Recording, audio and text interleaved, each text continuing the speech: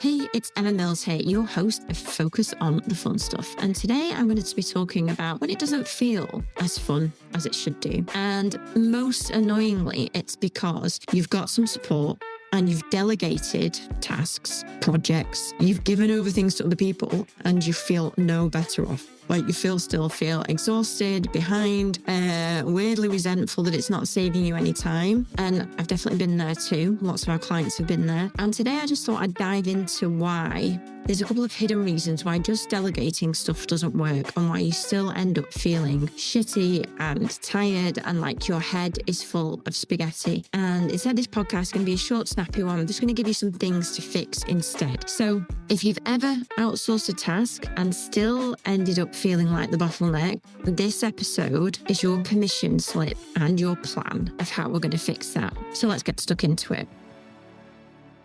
The first part of it, like the real problem, is when you get some help, when you hire help, whether it's a PA, a VA, a cleaner, a dog walker, whatever it might be, when you get rid of something out of your list, out of your calendar that you were doing, and yet you still wake up feeling tired, still wake up and feel like you're behind, still, most importantly, don't actually know what to do with the free time you've created. And then what happens is you ultimately start to resent paying for the support because it doesn't feel like it's paying off. Like you're like, so I have support and I have more free time, but I still feel like I don't know what I'm doing and I'm in the middle of, pea soup in my brain. Like that is when it is most frustrating. And I think I like to call it phantom delegation. It's not spooky delegation, but it's like phantom delegation because it's when you outsource the task, but not the actual responsibility or follow through of getting it done. So you still might be, for example, mentally managing it, monitoring it, micromanaging it,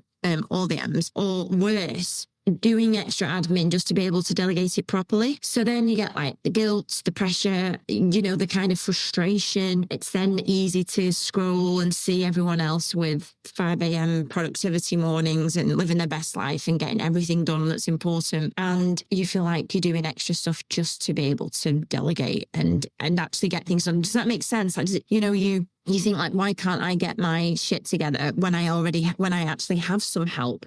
How am I not feeling liberated and free? And the lie is that, okay, you might have some support in your life, no matter what form that takes, but you've got some support, but what you haven't built is a system. And systems for me are the key to focusing on the fun stuff, to life leverage, to happiness. And don't switch off yet. It's not going to be a boring how to create a system, but I just want to kind of reference how some simple systems will get you, if you have support, getting way more out of the free time that you've built. So the thing is that delegation without direction for yourself, I'm talking about here, is just literally rearranging your to-do list. So freeing up your time and not having a clear plan about what you're doing with the support that you've bought is not a smart move because it's actually not going to improve your life. Yeah, you might have the free time and immediately it might feel like a novelty. It might feel like, oh my God, this is really exciting. But the less you get granular about how you're going to spend the time, then the less effective the support becomes. So the thing that really shifts this is clarity in your calendar and where you should be spending your time and in your confidence. So you need to know when you have support, when you've made that jump, you've got people supporting you. You need to know what matters most this week. You need to know that your calendar is designed to help you do that. So it's designed to help you do the things that matter most. Because if there isn't some pre-thought behind your calendar, then reactive stuff, it literally is going to get filled whatever comes to the top. And that you know what to do with the space you've created. Because otherwise, it's actually an additional burden that you've got free space. So you've bought time and now you're like, oh, what do I do next? What's most important? It almost creates a feeling of overwhelm. So if we don't get this done, you are just literally like moving tasks around and you will most likely, in the valuable free space you've freed up, just fill it with other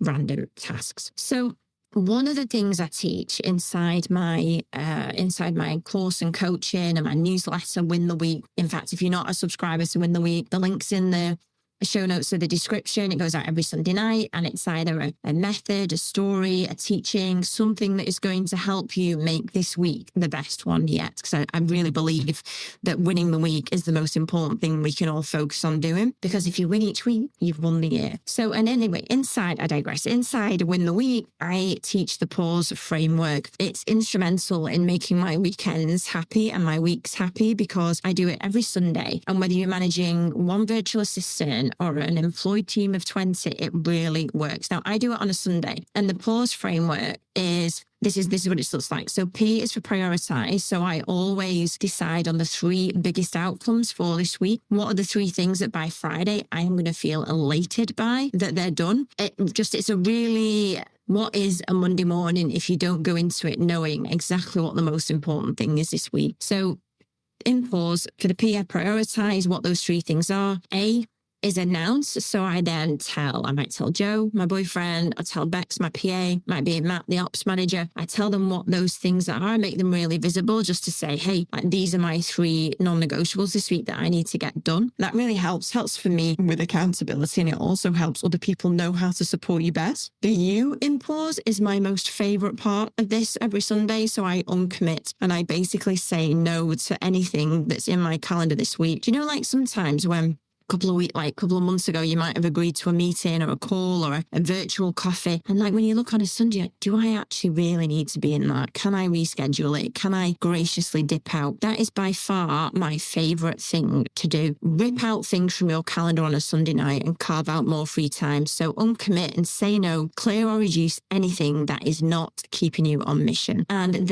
I then spend some time to schedule. Now, most of the time, my block time, so my time where I focus on goals and clarity, is already scheduled in. But if I have uncommitted from some meetings, if I have cleared some stuff out, I can do some moving around with scheduling even more time for the 3 priorities that I've decided are most important. The E in pause is enjoy. So winning the week is not possible for me unless I have things planned in that I enjoy. And whether it's on a Friday about celebrating the progress, or like the end of the weekend, whether it's a yoga class on a Wednesday night, whether it's a cinema on a Tuesday, whether it's even just going, do you know what, Thursday night, I'm getting straight home into my pajamas, reading my book, having a bath, not with my pajamas on, obviously, but actually going, Thursday night is my night to not speak to anyone, to do all the things I love and properly recharge myself. So like actually plan fun into your week. And that is my pause framework that I do every Sunday. Sometimes I spend 10 minutes on it. Sometimes I spend half an hour on it. So it's prioritizing your 3 biggest outcomes, announcing it to somebody else who can keep you on track, uncommitting from stuff in your diary this week, scheduling in the time for the block time, and then having something in this week that you're going to love and enjoy. So you just, what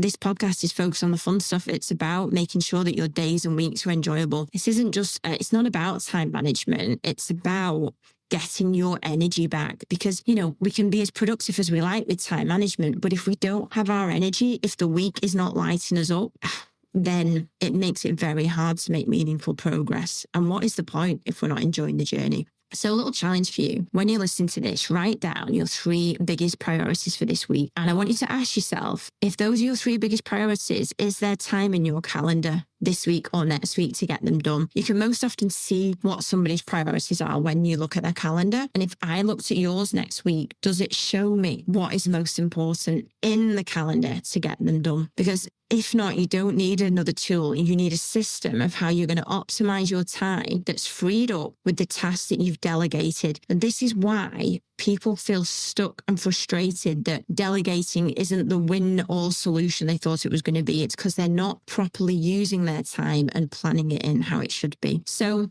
if you're nodding along to this, I have made something just for you. I've got a free guide, which is how to win the week. So it's a 7-day delegation kickstart. It's on my Emma Mills website. So it's emmamills.co.uk / win the week. And it will be in the show notes as well. It's like short, simple, but it's going to show you exactly how to use this framework in your own business and how to plan your calendar this week so you've got time to get the meaningful stuff done. And also, if you do decide, I would love to know what your 3 priorities for this week are. I would love to know what they are. Feel free to DM me. You find me on Instagram at MMIPA, and I'll tell you what mine are too. I hope this week's episode helps you to go, if I've got some support and it's not ticking the boxes for me, it might just be that I am not meaningfully using the time it's freeing up to move the needle forward. And I want that for you, because you are the visionary and you need to let everybody else handle the rest. I hope this week's episode of Focus on the Fun Stuff was helpful and a little kickstart into making next week one that you win. And I will see you next week for episode 38, where I'm going to be talking about how to get your energy and mojo back when you're either in burnout, you're in a confidence spiral, when your business is just not where it wants to be, how you get back on track. See you then.